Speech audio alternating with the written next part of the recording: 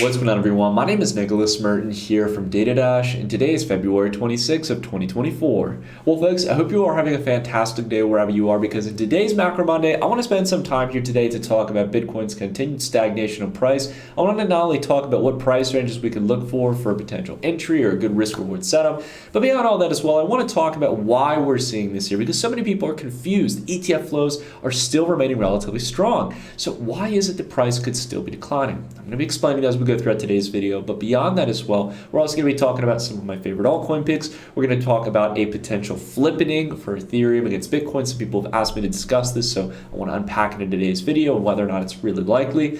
And beyond that as well, I want to talk a little bit about the macro, the AI bubble that's been building up, and whether or not we're getting towards the euphoric blow off top that many people have been expecting. We got a lot to unpack here in today's video, so if you happen to enjoy it, consider dropping a like, and let's go ahead and kick things off. So let's start here with talking about Bitcoin. Now, I'm not trying to be a perma-bear here, guys. Obviously, as many of you know, we've been, again, talking about the idea here that Bitcoin may be on a longer-term move here. Depends whether or not it's holding on its moving averages or it's holding in the typical support bands that we're looking for, like the Lux Algo support band, which is hovering around 48K here.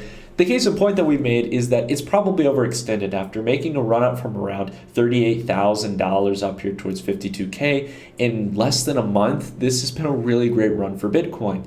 And we are seeing very clear signs. I think right now it's pretty undeniable that for the past 2 weeks, we've been seeing signs of clear distribution or stagnation in the trend.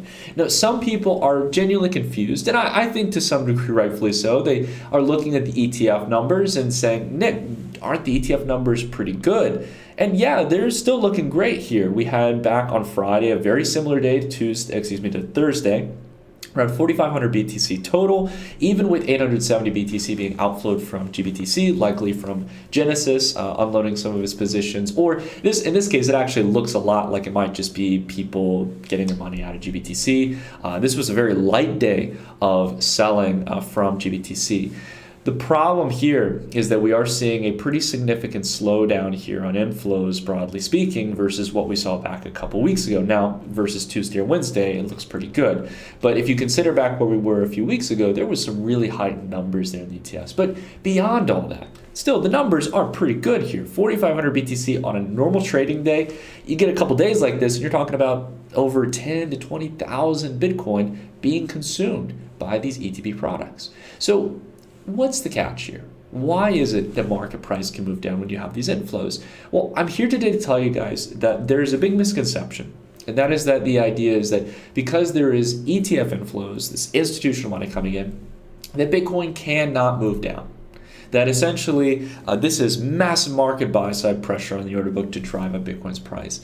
That's not exactly true. A lot of these transactions are going over the counter or OTC trades. This is where institutions will usually have a broker or a middleman of some sort that bridges both buyers and sellers. So if you imagine at the end of the day, these are transactions that happen off the exchange that don't have an impact on spot price, where you have a large whale who's probably held Bitcoin for a long time, wants to offload some positions, and you've got BlackRock over here, and they're entering into a handshake.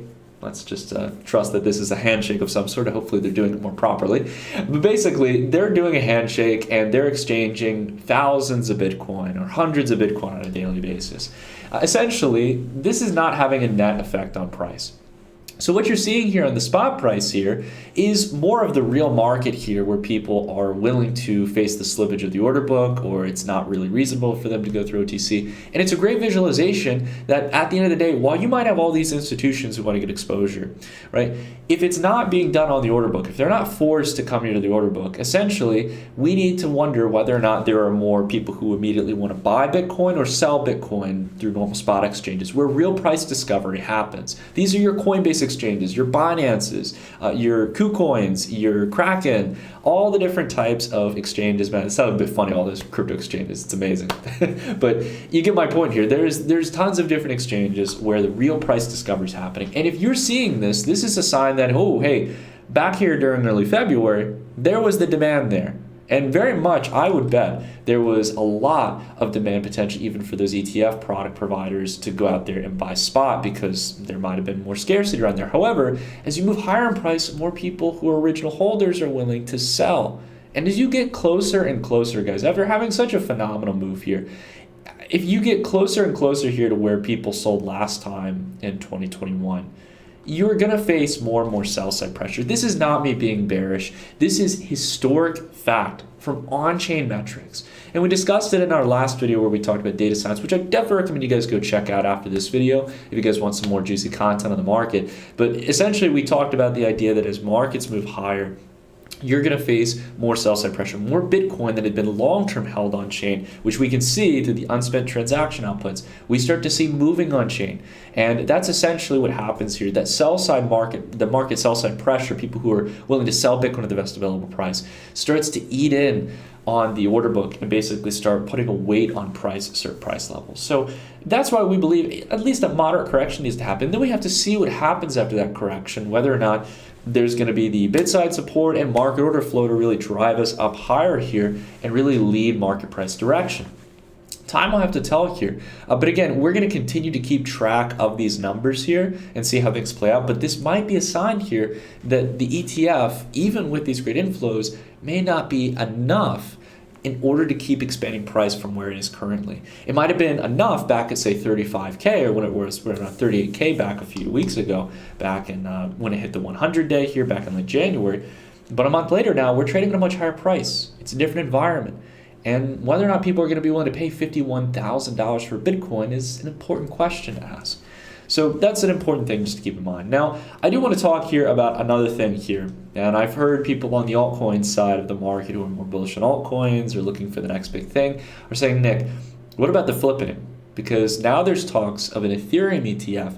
And if Ethereum can also receive institutional liquidity, is there a chance we could see Ethereum flippening Bitcoin, essentially becoming larger than Bitcoin for a period of time? And look, I'll be honest with you guys here. There have been short windows of time in the past, I think it was back in 2017, where Ethereum did get very close to passing Bitcoin in market cap.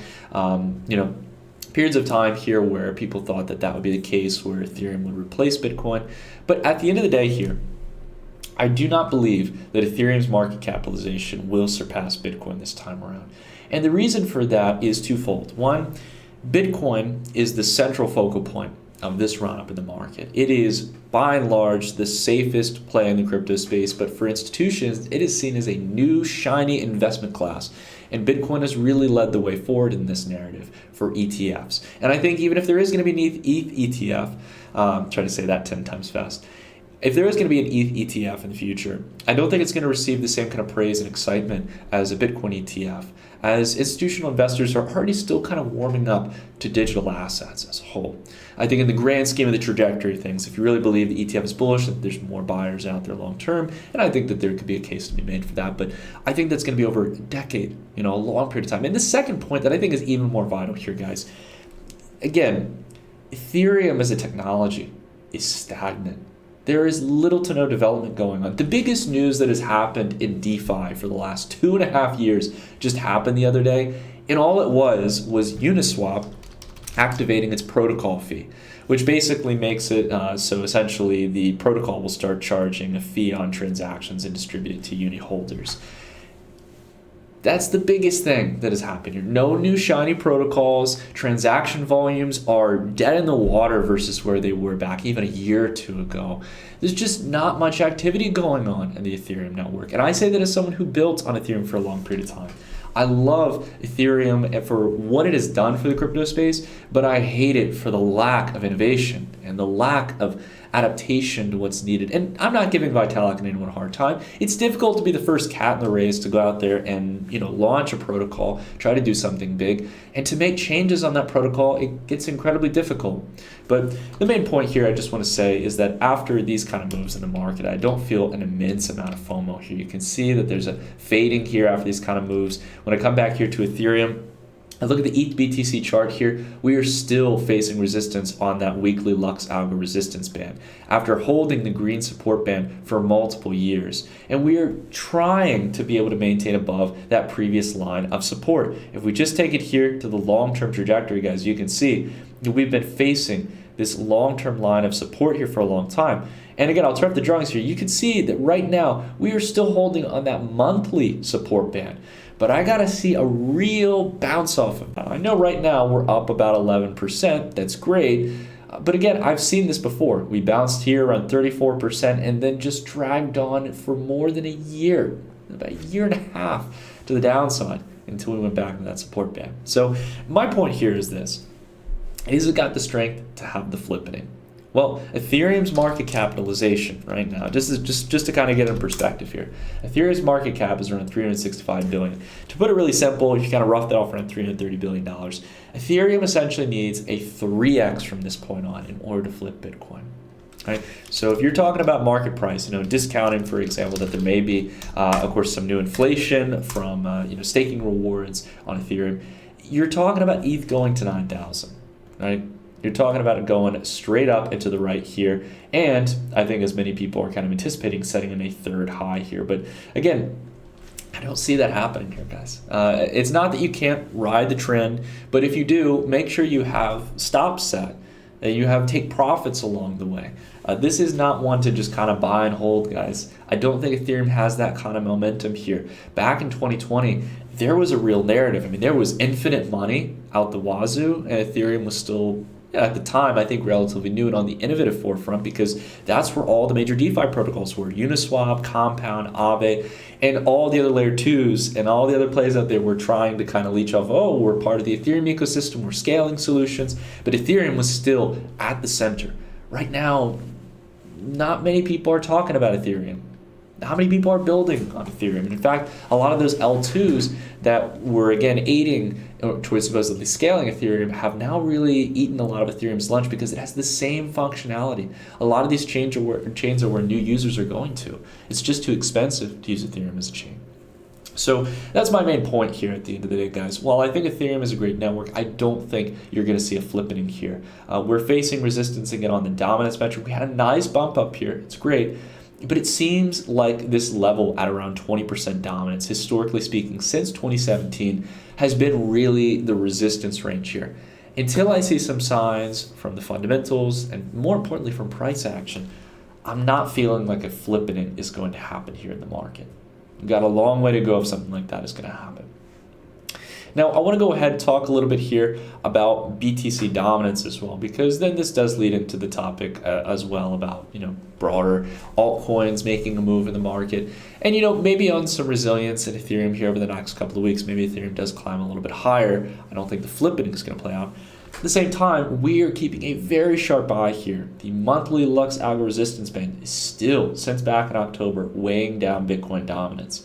And this is your initial sign that things may be getting more exciting here for altcoins in the next coming months, especially going into March and in April, where I expect that we're either going to see here, maybe in the short term March, we're going to see some kind of pullback in Bitcoin and crypto space, and then a resilient, kind of rise into the halving event, or vice versa. We essentially continue to expand higher in dollar terms, keeping Bitcoin dominance strong here and right up in this range, and then eventually getting the flush down into the halving event. Time will have to tell here, but the main thing I want to let you guys know about before we continue to talk about some of those altcoin picks is that if you haven't already, I definitely recommend you guys check out Lux Algo. You've probably seen through the video we're using the resistance and support band. For me personally, this is a very powerful tool out there that you can utilize, especially on those longer term time frames. And while a lot of people might use it on shorter time frames for more active trading, as you all can see here, this can be incredibly valuable on the daily, on the weekly, on the monthly time frame to find some really important points here of price entry and also where resistance might be playing out as well for trend shifts. So I definitely recommend you guys keep that on your radar. I think, for example, for Ethereum here, the dollar chart, you don't have to be a genius here. You look at the chart, you can see that we've had a clear line of resistance here. And then the next question is, if you think that this is going to start to roll over here, if the price is signaling that to you, then where can price really find its next leg of support? Next range I'd look for, coming down here to where we were back in mid-February, coming around $2,700 around the green Lux Algo support band. Stuff like this can really help in your trading experience, guys, and help you to make more returns in the long run if used properly. So check out the link down below in the description if you guys want to sign for Lux Algo. You get it for 30-day risk-back money guarantee, a risk-free guarantee, where you guys can try out the platform. Let me know what you think down below in the comments. But just wanted to say again, I think it's a really great tool to utilize. Again, another great example here. What I want to lead into is talking about some of our altcoin picks. Now, you guys know we've talked a lot about stacks, we talked about render, our narratives are Bitcoin infrastructure and DePIN or decentralized physical infrastructure networks. the main point here I want to talk about, though, with these plays is that, again, I think there's a chance for these to really take off here, really continue forward. But great example here of how the Lux Algo support band lets you know when you could be expecting some kind of cool down here. And it's not to say that it's completely done with or anything, but we extended quite far here from the weekly support band. We got quite extended away as well from the daily. And as we've talked about for the last couple of weeks, we think that there's a good chance that this is going to come down here towards a lower price range, give us a better entry, or we can be able to trade higher. And I don't know if it's going to hold in that support band. To be honest, guys, you always have to be prepared here. I know a lot of people, I'll put it this way, a lot of people will be telling you that you're too late to the trend, like you're actually just getting into the trend at the right time. Things are about to go up and to the right. They're going to go far beyond our expectations. There is never a time where more people are screaming that at you than at the top. You do not want to be bullish with the crowd, so to speak. You want to be a bullish contrarian. Now, there could very well be a chance here where we're not in our mania phase. I absolutely accept that. And that's why I think, again, there's a good chance that we could make some good money in altcoins. But buy it on a nice discount. And if you don't see on that discount, like you're buying already when price is cooling down, if you're buying in, and you're not seeing the support bands holding well, if you're not seeing your moving averages coming up to provide that leg of support, if you're not seeing market price action tell you that there's a huge wave of FOMO and there's little to no sellers right now and that people are expecting higher prices, or the price is telling you should expect that, then if you're not seeing those signs, you got to make sure you have stop losses, that you don't get caught doubling down or getting emotional about your trades, because very well it could be, even though we believe that stocks move up, you can be caught in one of these types of corrections. And that's never good, right? So just keep that in mind here. As much as I love these plays, I love stacks here, render as well extended from its weekly band. Where have we seen this before? We saw it in February 2023. We saw it in May of 2023. 56, 55% corrections followed suit. It wouldn't be too crazy. That's exactly where the support band is here. And it'll start to flatten out like it did back in the past if we start to get a harsh enough correction. You can see these big double-digit moves downward. Imagine being able to get render, even if you don't want to wait around then, like a 30, 40, 50% discount for relative prices, and then the breakout continues here, because this is the range of resistance from the past. So you don't want to get caught in that FOMO, guys. You don't want to get caught on, basically, I understand some people don't want to be caught on the sidelines, but at the end of the day, you don't want to be buying into relative peaks and then, basically trying to double down, you keep facing more losses, and right when it comes time where you should have been buying in, that's when likely you're going to sell. So just keep that in mind, guys. I know there's a lot of people telling you guys to FOMO out there.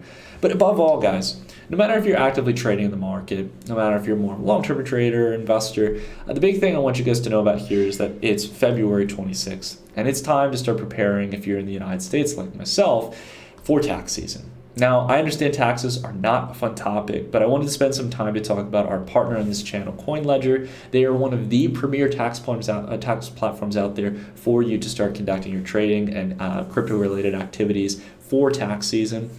Essentially, you can plug in all of your crypto exchanges, you can plug in all of your income-bearing accounts or mining-related activities, and the idea is that you get a full picture of all your activities in one, because it's important to understand where the full cost basis is for all your transactions and to get a real active report, not only to report proper income made, but also if you've made some losses, to report that to the IRS or other relevant tax authorities, because in many countries you can write those losses off.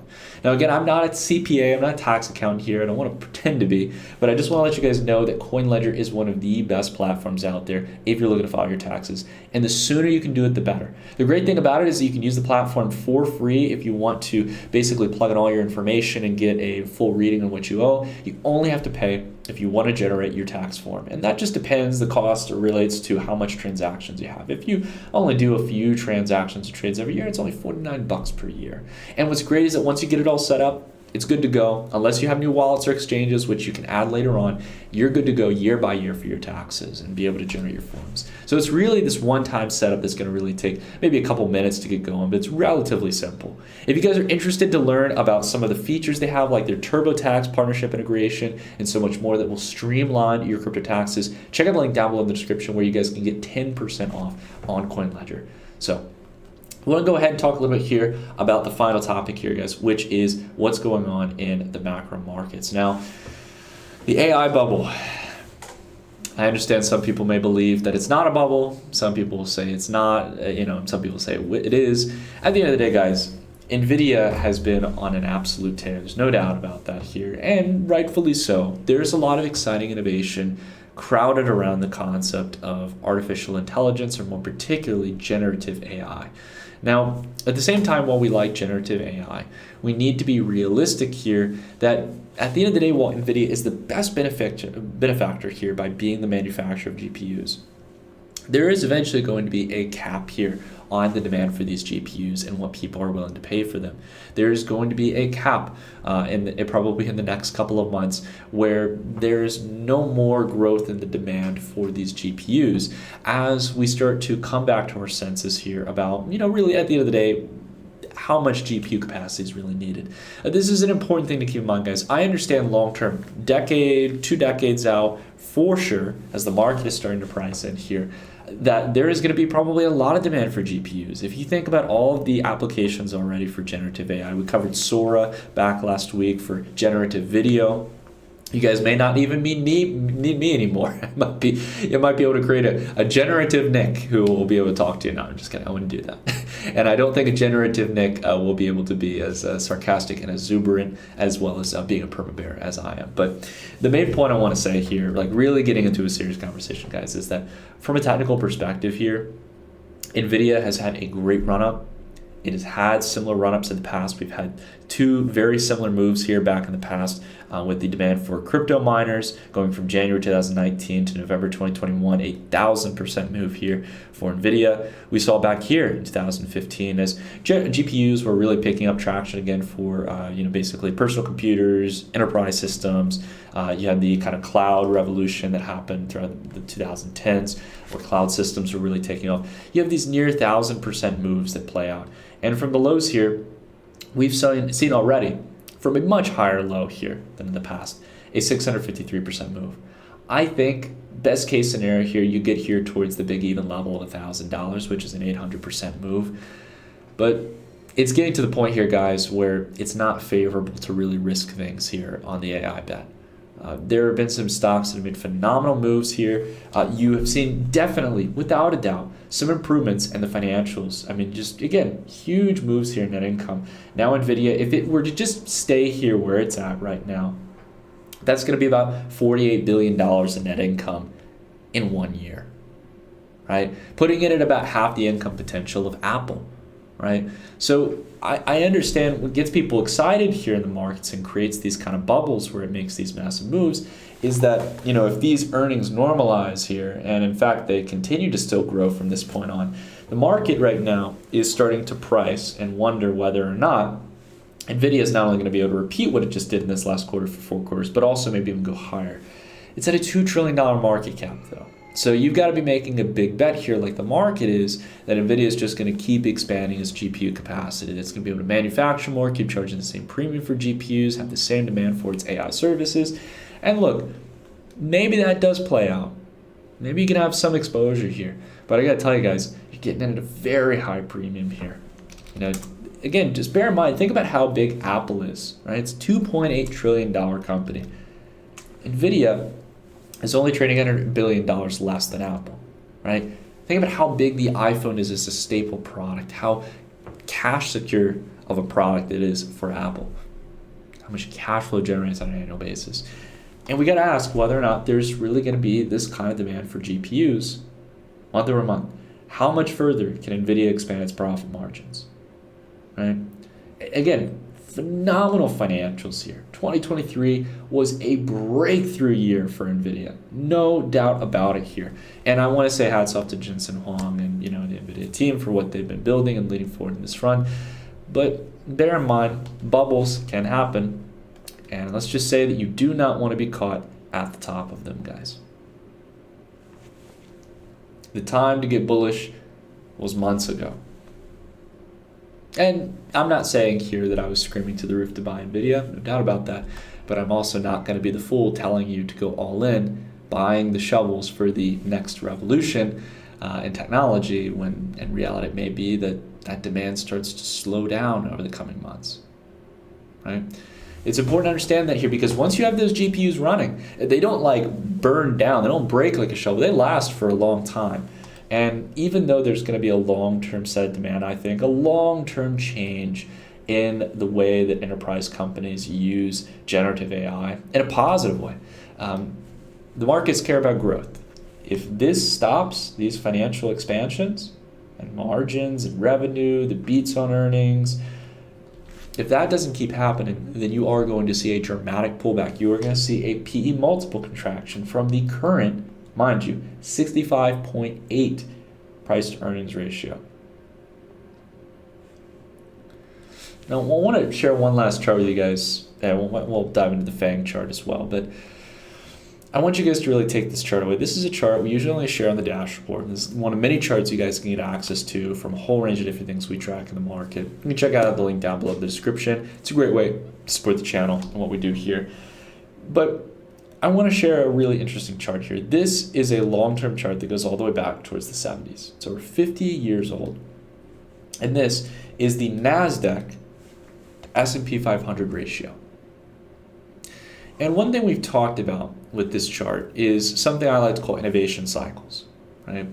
Now, innovation cycles track usually decade-long periods of exuberant optimism due to new exciting technologies.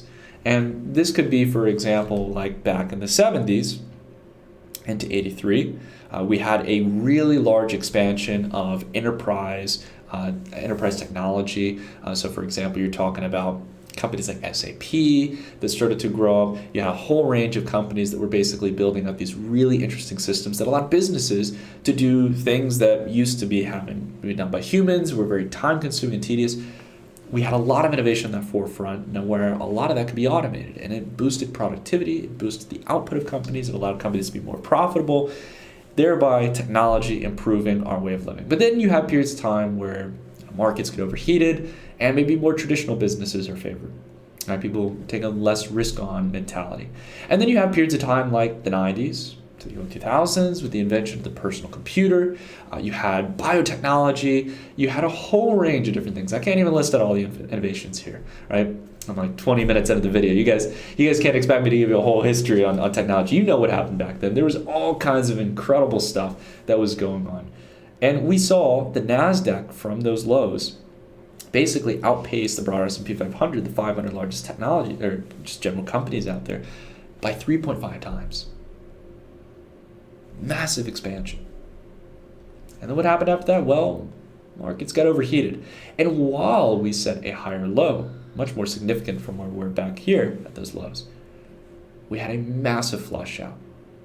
Nearly, in this case, 7 years of progress were given up for a net contraction of a decade. From 1992, we basically in 2002 came back to those lows.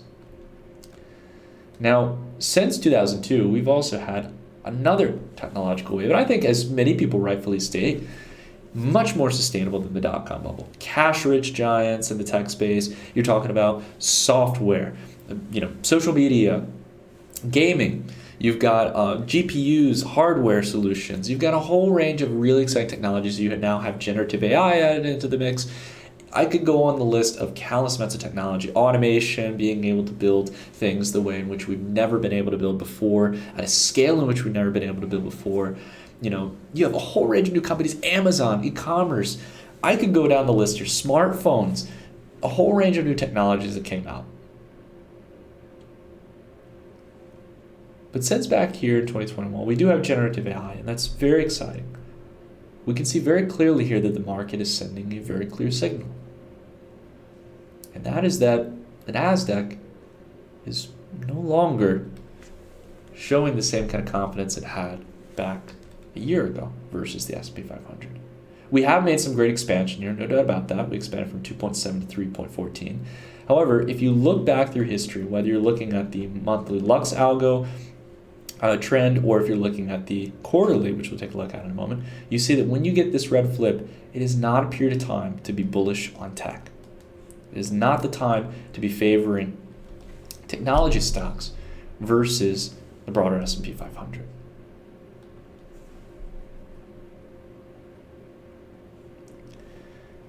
It's just a point, guys, to keep in mind here. While we've had some great expansion in equity prices and assets as a whole, for that matter, you do not want to be buying into the Goldilocks, the Goldilocks period, as a long-term investor or even as a longer-term swing trader. You may very well be caught up buying into a position that's going to be very unfavorable. Buying into the FANG stocks after they've had one of their typical, rallies, probably one of the shortest ones in their history, one of the more unsustainable ones.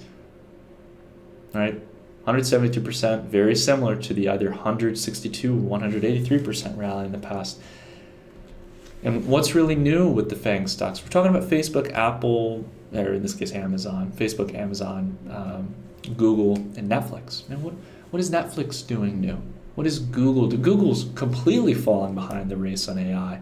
Amazon, I would say, while it's definitely got a lot of room to automate over the next couple of years, I think at its current PE multiple, a lot of that is priced in. And then you've got Facebook or Meta in this case, and you've got the metaverse and some of those narratives and its competition with Apple in that front. But let's be real, guys. They're an ad service business at the end of the day. That's the majority of their bread and butter, right?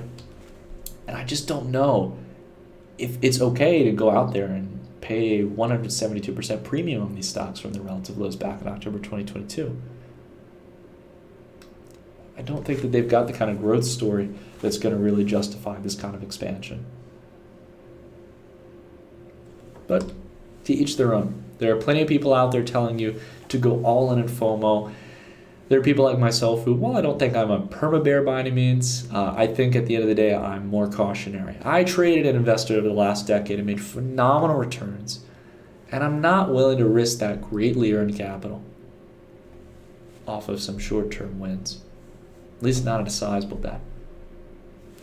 When I get the right signs in the altcoin market, I'll take the trade. When I know that altcoin cycle's in, you can get in, get out quick. There's deep liquidity. There's a lot of trading going on, a lot of opportunities to make some good money. I'll take those trades. And there are plenty of markets and equities that have gotten me bullish, but they're coming from the ground floor. They're small mid-cap plays that aren't entirely speculative, but they've got the room, the risk-reward setup here, where if one of three of those trends takes off, I'm outpacing the broader S&P 500 fivefold. Right, if things really work out well over the next decade. And that's what I care about. I want to be able to make generational wealth on investments. So I rambled on a good amount here, guys. I'm not going to ramble any longer. I hope you guys have a fantastic Monday wherever you are. If you enjoyed this video and my rambling, consider dropping a like. It's a great way to support the content. If you guys want to check out the Dash Report, if you guys want to check out CoinLedger, if you want to check out Luxalgo, check it all down below in the description. You guys will get any kind of discount codes or special offers with those links. That's it for today's video, everyone. Have a phenomenal rest of your week, guys, and I'll see you on Wednesday at 6 a.m. Eastern Standard Time. Take care, everyone.